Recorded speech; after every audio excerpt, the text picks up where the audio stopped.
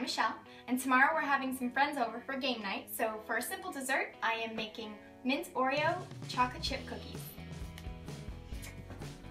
I'm trying something new with this recipe. I got a tip to use half butter and half margarine for the recipe, so we're using 1 stick of butter and 1 stick of margarine. After getting this all together with the egg, the one thing that I'm noticing with the margarine difference is that it feels a little bit creamier than it normally does when it's just the butter and the sugar. Add in our vanilla.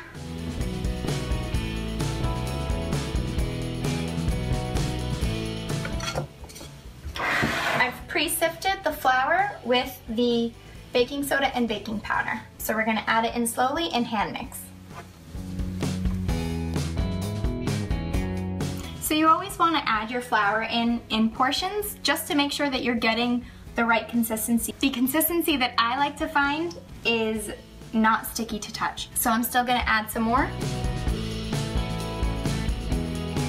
So this is a very simple dough recipe, and now we're gonna add the good stuff to it. So we're gonna crush up some Oreos and chop up some chocolate.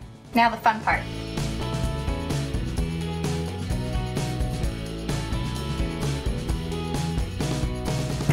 Cookies are ready, and now we'll chop up our chocolate.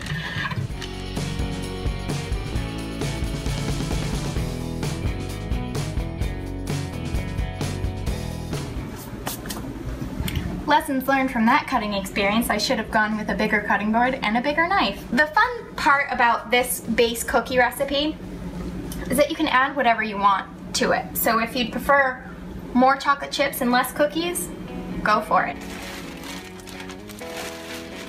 Oh yeah, that's so good.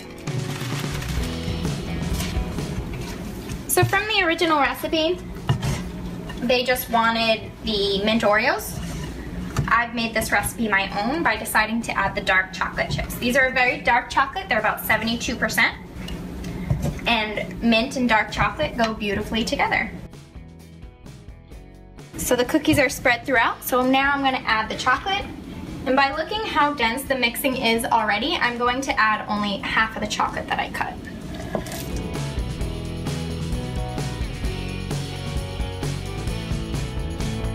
So to know when you're done mixing, you want to move the dough at any point and be able to see the same ratio of cookies to chocolate no matter where you are in the mix.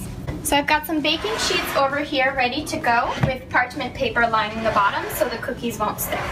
The oven's already set at 350, so once the balls are ready, we can pop these cookies in.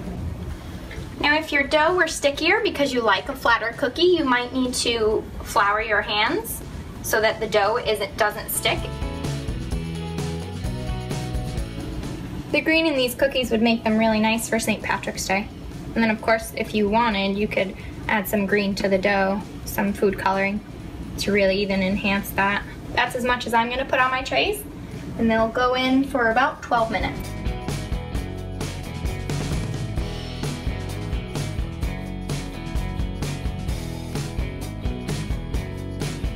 How can you tell your cookies are ready?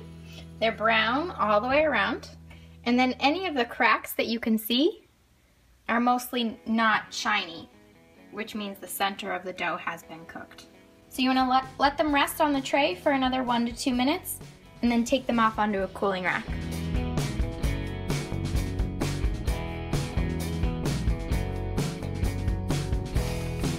Now we'll just do a quick taste test to see if there's anything we want to change to our batter before we make the next round of cookies. Very green, I like it. That first bite had the chocolate in it, so it was a chocolate chip with like the casual mintness of the Oreo in it. And that was an Oreo bite. It was perfect. There's nothing I want to change to this dough, so I'm going to roll it up and get our next batch in. Here are our Oreo mint chocolate chip cookies. What I learned from this recipe is that by adding the margarine, it made a very chewy center, but they didn't puff up as much as I wanted. So I think next time I give this recipe a try, I'll add some more leavening agents. I have the recipe below for what I did this time around. How about you go out and give it a try, maybe tweak some things yourself, tell me what you've learned in the comments below. Like this video and subscribe to keep learning more with me.